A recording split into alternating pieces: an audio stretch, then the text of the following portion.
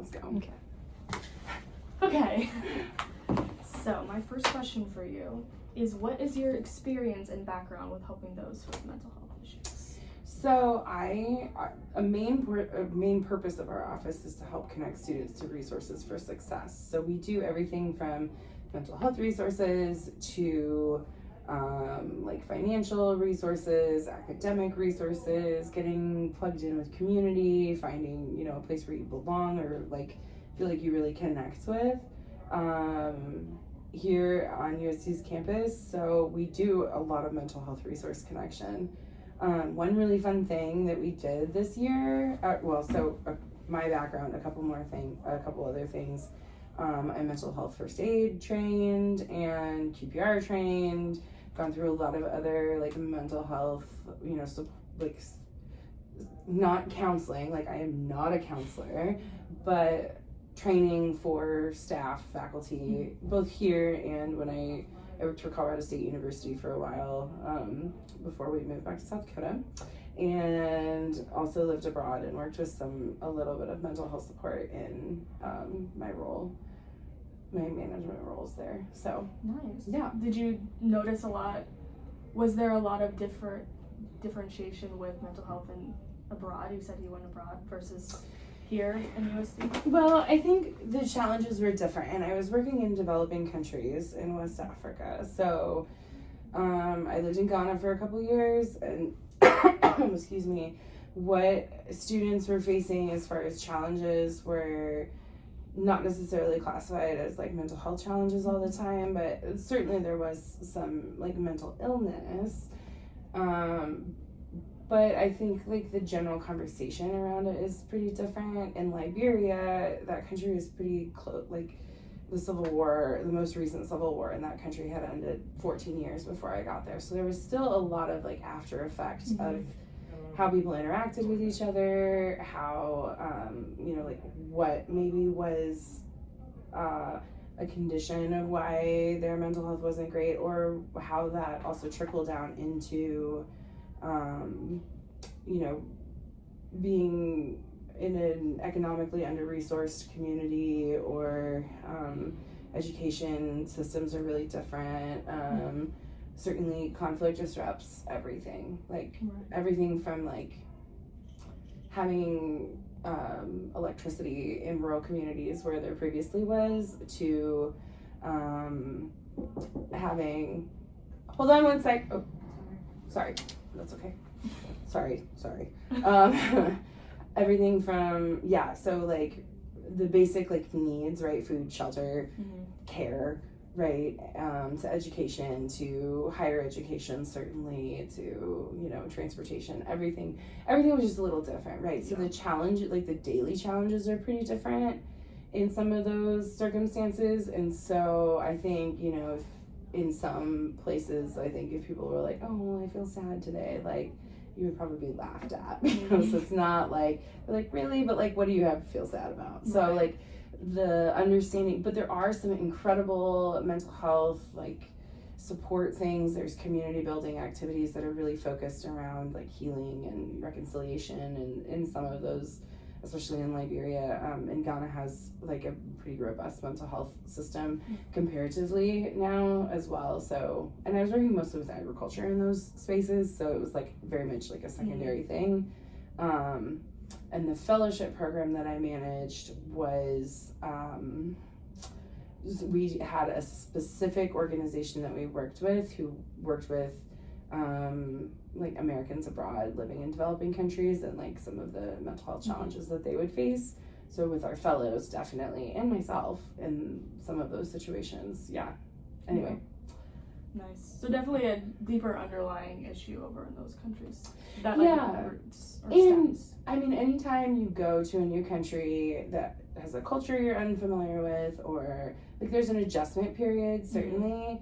But then also, like, if you see something occur that is maybe like would be considered a little bit of a traumatic event, like I mean, so in the U.S., think of like if you were in a car accident or you witnessed a car accident that had like pretty serious things happen, right? That affects you in some ways. how you are supported through that can look really different based on the scenario that you're in. Right. Yeah. So, what are some available options for students seeking help here at USD for mental health? So our Student Counseling Center is a great resource, right? That's probably the most commonly known one. Our Student Counseling Center has invested pretty heavily in a resource called Coyote Care. It's a 24-hour hotline that students can call, and they're connected with a licensed mental health professional. So they have like a real counseling session with a real counselor in real time. So that can be like 2 a.m, or if you're studying abroad, you can still call that line. Or if you're back home in Kansas for the weekend and you're like, man, I probably should talk to somebody about something. Yeah. That's a really great resource. Our School of Education also has it is called it's like Educational Psychology Service Center. Counseling and Educational Psychology Service Center. They offer certainly talk therapy, so like regular counseling type things. They also offer like ADHD testing and dyslexia testing, that kind of stuff. So a few additional resources, and that one is open to the community as well. And then our Psychological Services Center, which has a very similar name but is somehow very different, is with our clinical psych PhD program, and they offer the same, like similar things, right? They offer talk therapy, they offer some of the diagnoses for different things. They have maybe like another level of, or layer of services that they can provide to students. Our Student Counseling Center is free, right, for students. Coyote Care is free. The Educational School Psychology Center has like a really limited fee that you might pay. If you do some of the other testing, there might be some additional fees for that. A lot of times students get them waived because you're ostensibly not making very much money while you're a low income individual, right? While you're here, unless you're working full time or some crazy thing. And anyway, and the same with the Psychological Services Center. There's a small fee that everybody pays. I think it's like $20, and then anything beyond that is evaluated based on your income. So that would be more like clinical and like. Yeah, so they all offer like base level counseling, right? Like they all offer that if you need to go talk to somebody and have like basic therapy, they all offer that. The Ed School Counseling Center and the Psychological Services Center offer some of that additional testing. So like if you need a specific diagnosis for like academic accommodation or a mental illness or something like that, those are really, that's kind of how you would seek out or could seek out. We also have a lot of behavioral health professionals in our community too. So Sanford has a psychologist that works with the community. There's a few other independent counselors in the area. So there is a lot of support. And of course there's always like 988, the hotline, the suicide hotline.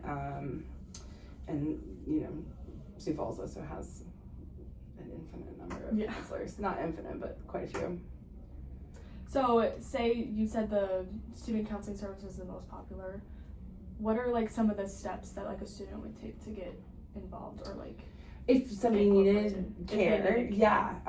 So there is a oh my gosh. So there's a form on their website that you would fill out. So they offer different kinds of appointments, right? They offer same day appointments where you just basically submit like your name and your contact information and you have an appointment and you go, and it's like a one-time thing. They offer some longer term or more like solution kind of goal focused counseling where you might be seen several times. And that one, the intake form is a little longer. And sometimes there's more of a wait list. They're working kind of through some things to get around that. And they also offer group therapy. So all of them, you can sign up for through the Student Counseling Center website. It's really easy to fill out that form. Especially the same day appointments are a great way to be seen quickly, and they have a few of them open every day. And so if you don't want to wait super long, but you don't want to make a phone call to, you can also stop in the Student Counseling Center, and they're pretty available. They'll walk you through things. They won't necessarily be able to see you right away, but they'll walk you through the process of making an appointment.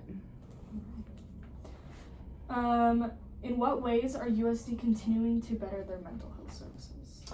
Yeah, so we certainly offer like those quite robust experiences, but we also have done a better job of training our resident assistants, our faculty and staff. Oftentimes have access to more training, like our Student Counseling Center staff do like the mental health first aid and QPR training, which is like a suicide prevention kind of training. And I lost my train of thought right there, but so certainly advocating for that and making that accessible to students, from both like a faculty staff, not a counselor but knows some things perspective, to our professional mental health professionals. I think we also do a lot more around like community building, so it's important to feel like you belong somewhere, right? So helping students navigate some of the other stressors that can lead to mental health challenges. Our office is a really great kind of example of that, right? We navigate financial stress with students, so does our financial aid, so do many of the advisors. We navigate academic challenges that students have, everything from like, I don't know how to study, I don't know how to use a planner, I can't get organized, like that kind of stuff, to like, I need to make friends. And like, how do I even make friends? Right? Which is really different for everybody. Right. So just kind of ways to help avoid or help get more involved in a sense to where it doesn't. Exactly. So I there are lots of things that contribute to our mental health, right? Or Sodexo has a dietitian that you can meet with. If you're not eating the occasional fruit or vegetable, that may affect your physical health so much that your mental health is also affected, right? Or like our wellness center offers lots of classes, right? We have yoga, we have different fitness classes, there's natatorium has a lot of stuff, there's a climbing wall, like physical activity is really linked to our mental health as well. And especially during the winter when it's dark and cold and going outside is really a bummer. There are outlets for students to look at their well-being as a whole, and that definitely supports mental health as well. Awesome. What do you think are some of the main reasons why students avoid seeking mental health help?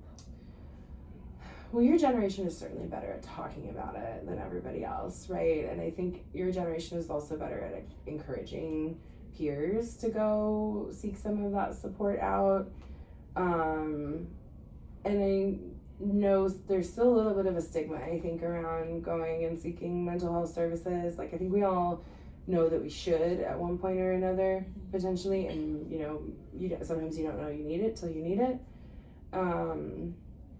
So there's still a little bit of a stigma, I think, for some people, not knowing how or where or who they're going to be talking to, right? I don't know that maybe students don't have this as much, but I know community members sometimes are like, well, I don't want to see a grad student.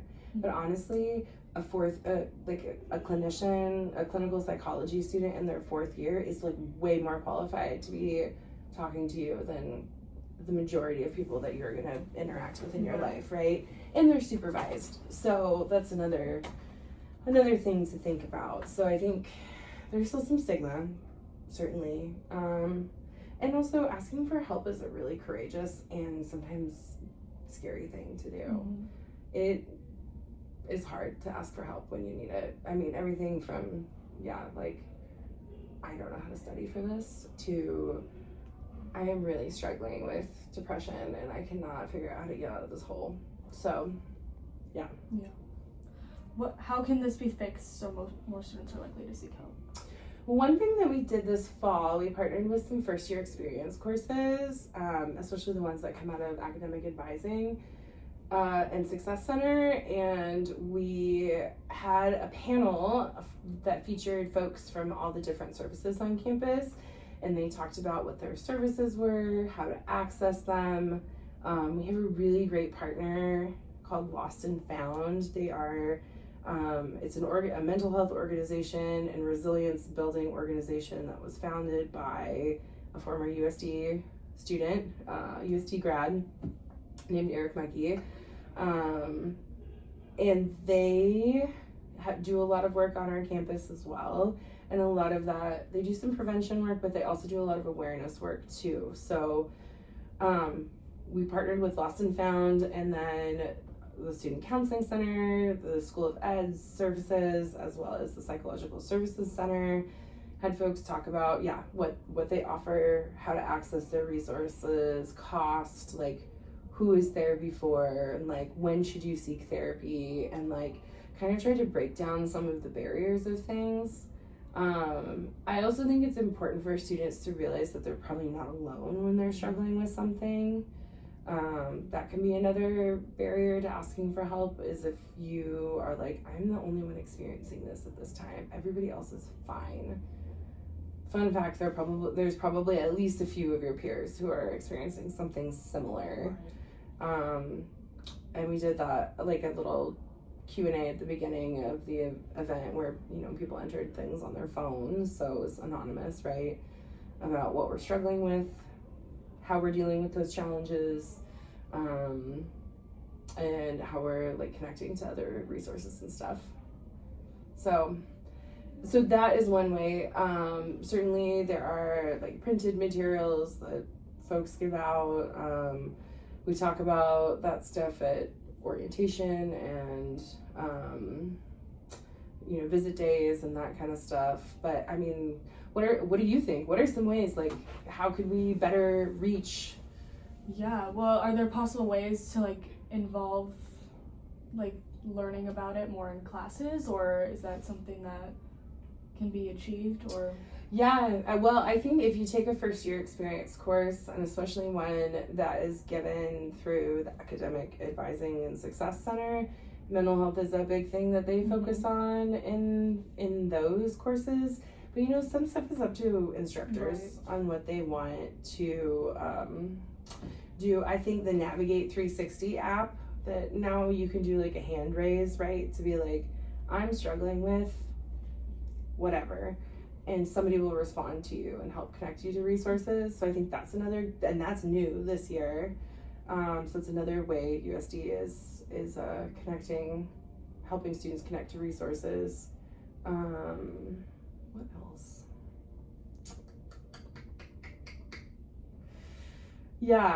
Another event that our Student Counseling Center does every spring, I think, is called Fresh Check Day. So it's a big, like, a mental health resource fair, essentially, and they really engage a lot of the student organizations in that. So student orgs have different, like, games that they play and, like, fun things to talk about different mental health struggles. There's usually, like, free corn dogs, which are real good, and some other stuff in that way. So having some of those kind of big events on campus can certainly create more awareness. The Student Counseling Center does some fun stuff. They'll do like rock painting in the muck pit and talk about resources, like with a craft, right? So, or I think, sorry, not rock painting. They did like succulent planting or something. So yeah, and it's hard when you come to college because there are so many new things, right? Like, do you feel like you experienced everything that USD has to offer? No, it's all very overwhelming for sure. Yes. So having like a person that you can go to talk about things is important, right? Whether that's a peer mentor or your advisor or an upperclassman or whoever that is.